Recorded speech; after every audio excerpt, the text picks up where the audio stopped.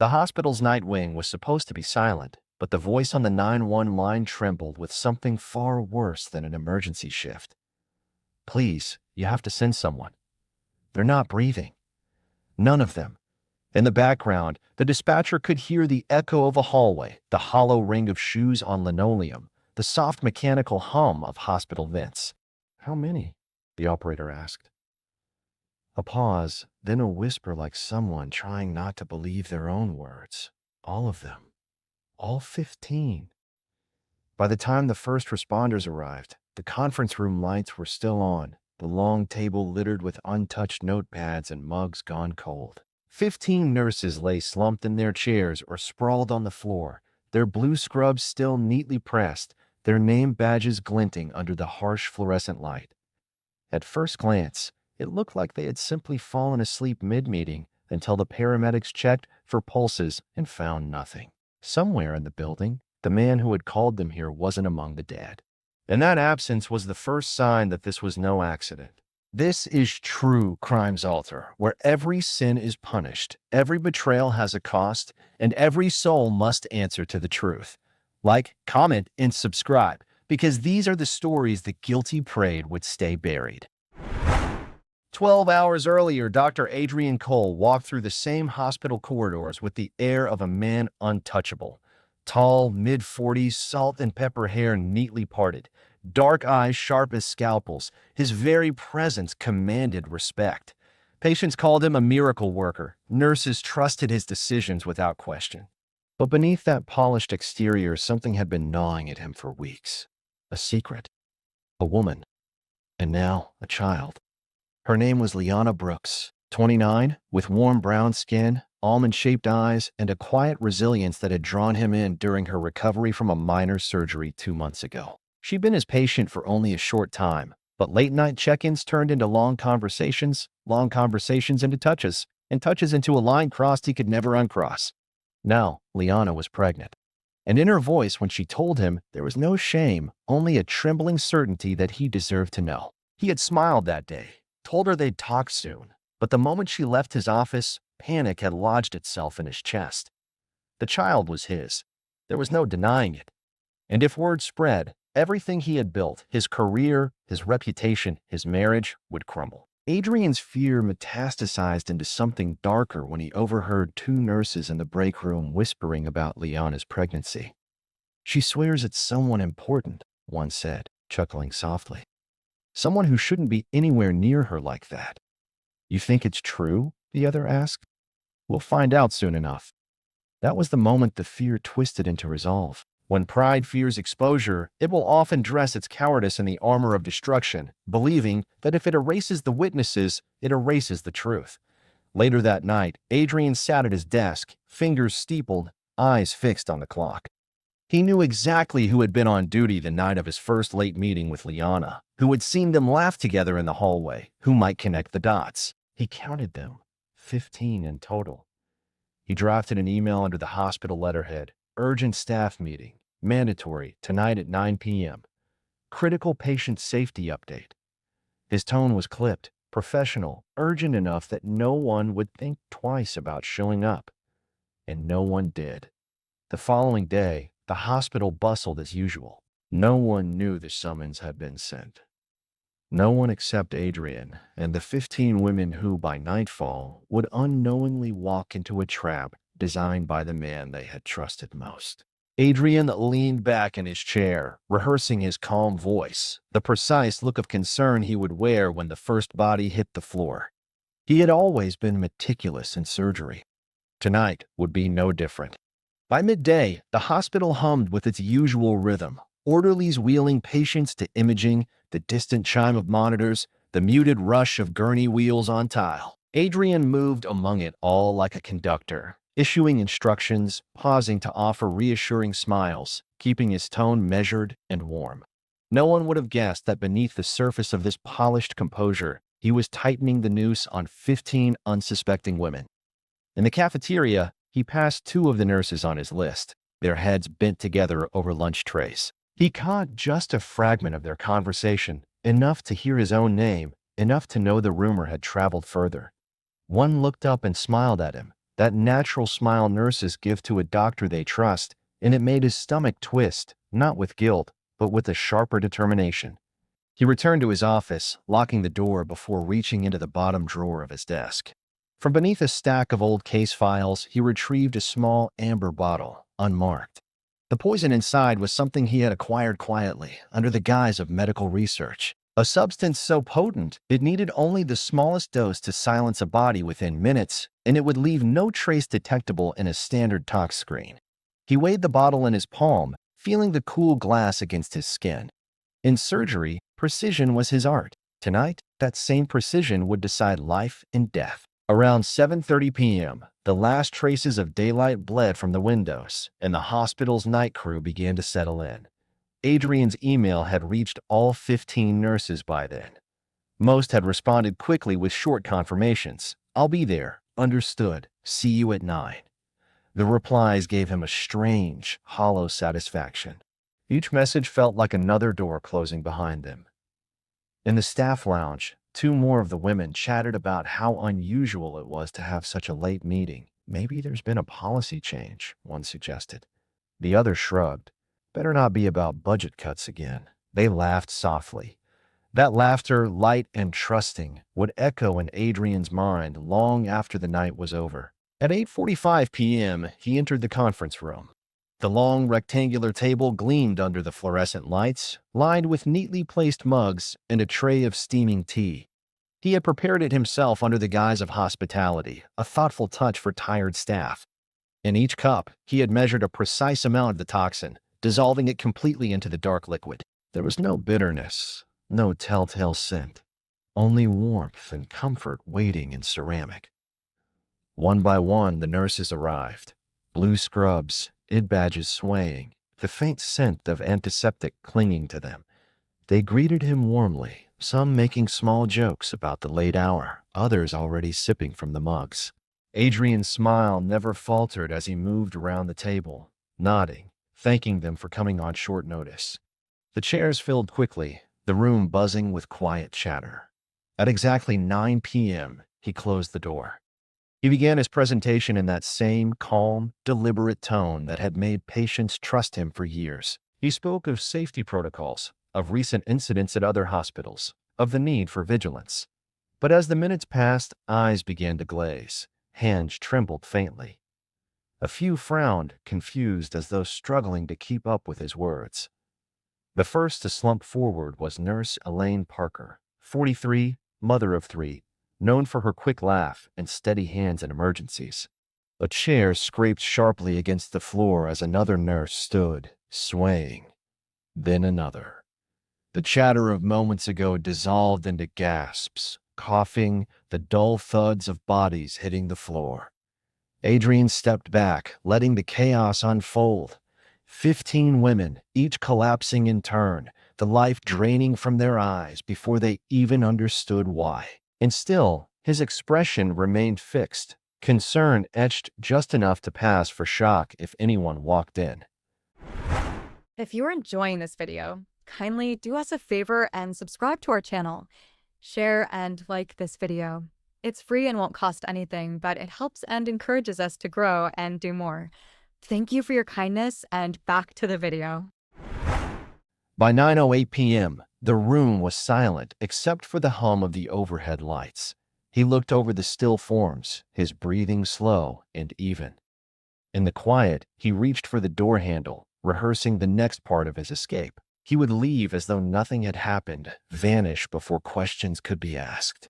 The hands that once healed had become the hands that unmade, and in that transformation, a soul was lost long before the bodies cooled.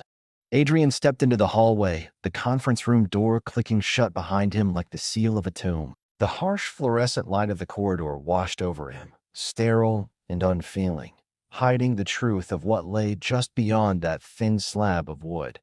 His shoes made soft, even taps against the polished floor, the sound betraying none of the chaos he had left in his wake.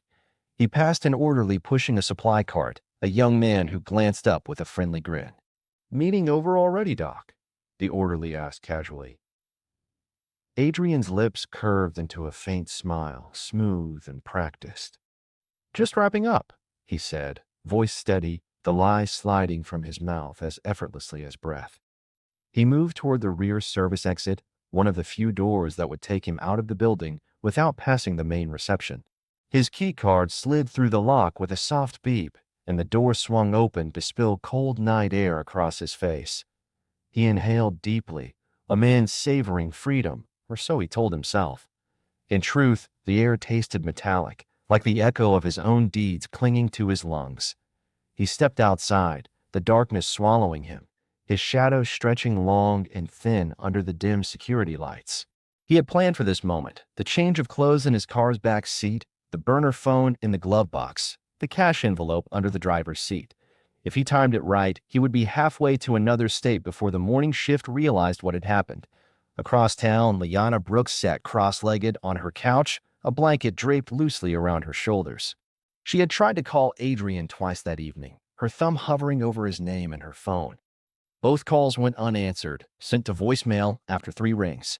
She told herself he was busy. This was a hospital, after all, but an unease she couldn't quite name had started to bloom in her chest. She wanted to tell him again that the baby wasn't a threat, that they could figure it out, that she didn't need him to ruin his life over a mistake. She had no idea his life had already been shattered by his own hand. Inside the hospital, a custodian named Victor Delgado was making his rounds. At 11:42 p.m., he approached the conference room to clean it for the next day's meetings. The door was unlocked, the lights still on. As he pushed it open, the sight that met him rooted him to the floor. 15 women lay in various unnatural positions, slumped in chairs, folded awkwardly against the table legs, sprawled on the carpet like marionettes with cut strings. Their blue scrubs were still neat, ID badges catching the light. The untouched notepads in front of them only made the scene more surreal. For a moment, Victor thought it was some bizarre prank, until the stillness pressed in around him. He stumbled back, hand clapping over his mouth before he screamed. The sound tore down the corridor, bouncing off the walls until it drew 2 security guards running. One of them, wide-eyed, knelt beside the nearest woman and pressed 2 fingers to her neck. "Nothing," he muttered, voice shaking. The other guard grabbed his radio and barked for immediate medical assistance. Within minutes, ER staff arrived, their footsteps heavy with dread. Paramedics flooded the room, their methodical checks met with head shakes and grim faces. No one moved fast. There was no point. These weren't patients to save. They were victims to count. A nurse from the ER, face pale as paper, told the first arriving officers they were all supposed to meet with Dr. Cole tonight. He called them here. Another added, he said it was mandatory.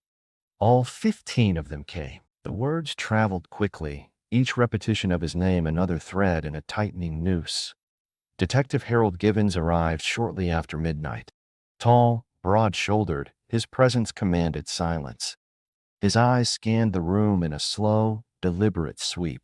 The chairs still tucked neatly under the table, the mugs lined like offerings, the untouched projector waiting for a presentation that never truly existed. It all spoke to intent. "Bag every cup," he told the forensic team. "We'll test them all." His voice was calm, but inside he felt the unease that came only when staring at something deeply calculated. One of his officers stepped in from the cold to report, "Cole's car isn't in the lot." Gibbons didn't nod, didn't frown. He only said, "Put out a bolo." "He's running." On a dark road outside the city, Adrian gripped the steering wheel hard enough for his knuckles to ache. The hum of the tires against asphalt was steady, hypnotic, like a metronome counting down the last moments before the world named him what he truly was.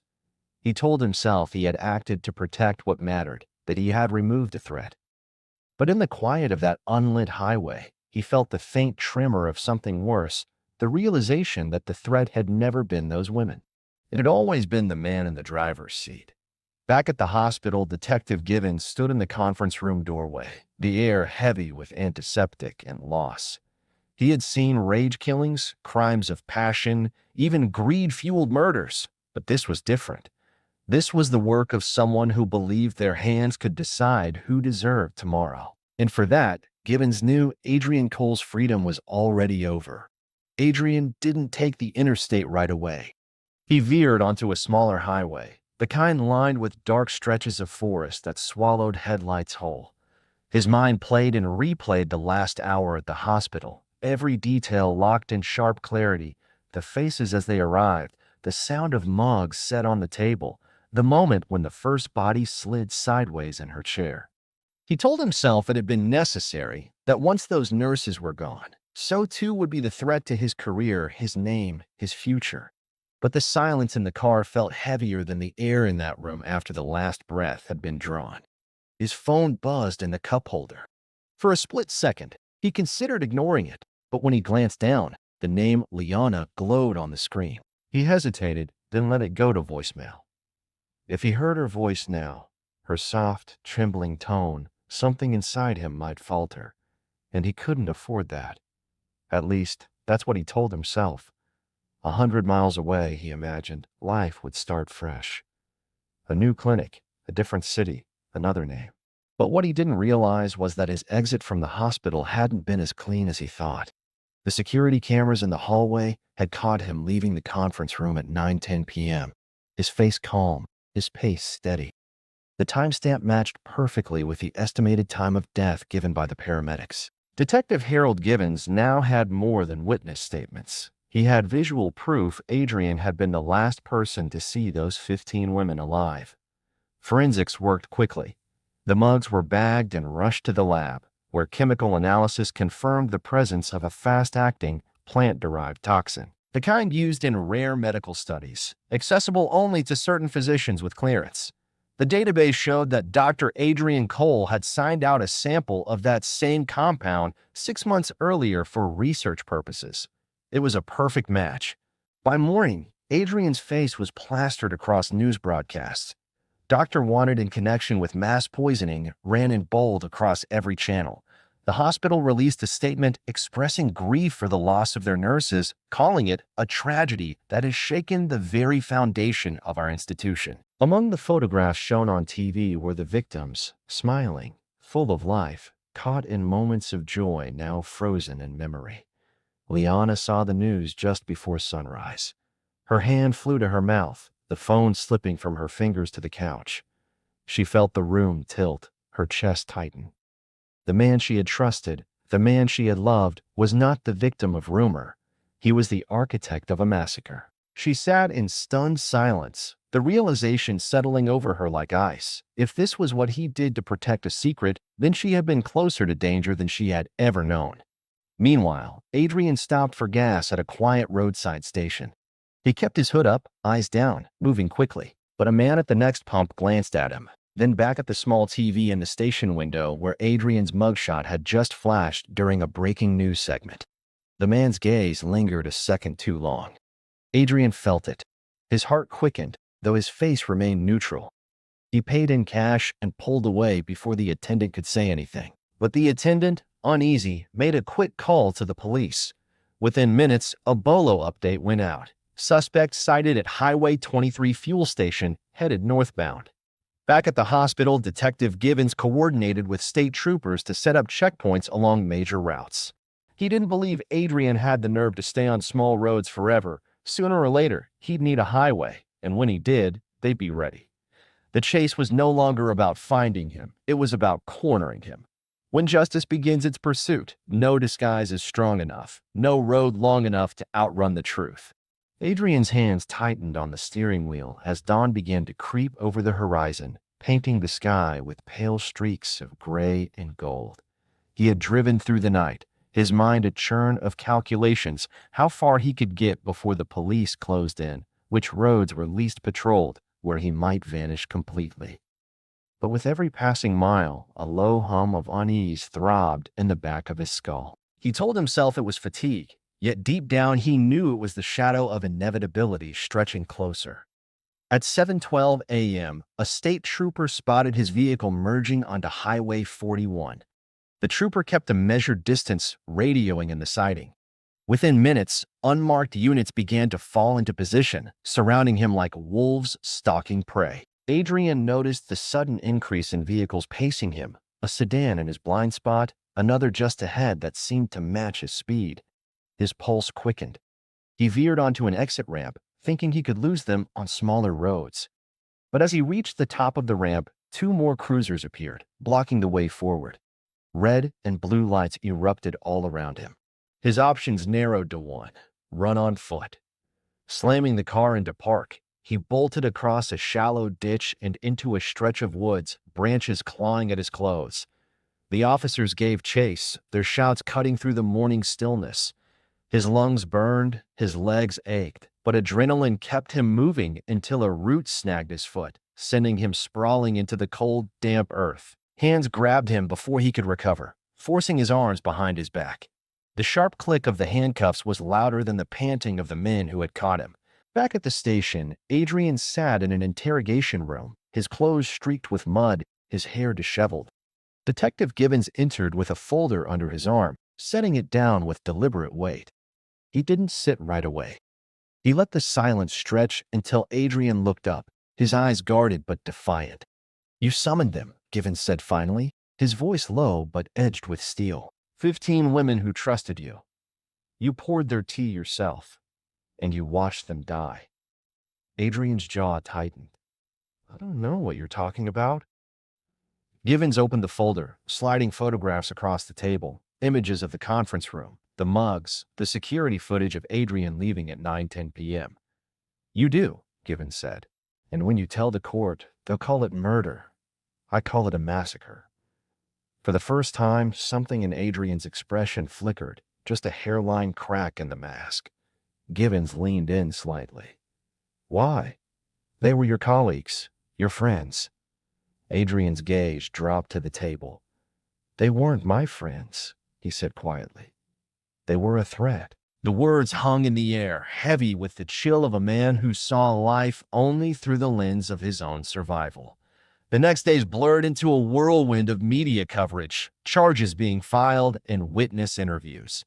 Liana, pale and shaken, gave a statement to the police, explaining her relationship with Adrian and her belief that the pregnancy had driven his paranoia. She wept as she spoke, but her voice never wavered when she said, "He didn't just take their lives, he destroyed a place meant to save them." At the hospital, a memorial service was held for the nurses. Photographs of each woman lined the stage, surrounded by flowers. Their colleagues spoke in trembling voices about their dedication, their kindness, the countless lives they had touched. Outside, people gathered with candles, the warm light flickering against the cold evening air. Inside the jail, Adrian sat alone in his cell, the quiet far more suffocating than the noise of the hospital corridors. The hands that had once been trained to heal now rested uselessly on his knees, his future narrowed to a concrete room and a locked steel door. The trial began 6 months later, the courthouse packed each day with journalists, hospital staff, and the families of the victims. The air inside was heavy, charged with the unspoken weight of 15 lives lost in a place meant for healing. Adrian sat at the defense table in a tailored suit, his posture rigid, his expression carefully neutral. But the eyes that turned toward him from the gallery were not neutral. They were filled with grief, rage, and the need for answers he could never give. The prosecution laid out its case with methodical precision. They showed the security footage of Adrian leaving the conference room minutes after the poisoning, presented the toxicology reports proving the presence of the rare compound in each victim, and revealed the hospital records tying Adrian directly to its acquisition. They played witness statements from staff members who had received his urgent meeting email and from Liana, who testified about the affair and the pregnancy. Her voice cracked when she said, "He told me once that he would never let anything ruin what he had built. I didn't think he meant people." The defense tried to argue that there was no direct proof he had administered the poison, suggesting someone else could have tampered with the drinks. But the jury was unmoved. Adrian's fingerprints on multiple mugs, his absence after the meeting, and the damning trail of evidence left little room for doubt. On the 12th day of deliberations, the jury returned with their decision: guilty on 15 counts of first-degree murder, guilty on multiple counts of tampering with evidence, and guilty on fleeing from law enforcement. The judge, a stern woman with steel-gray hair and unflinching eyes, sentenced him to life in prison without the possibility of parole. Her words cut through the silence. "You violated the sacred trust placed in those who heal.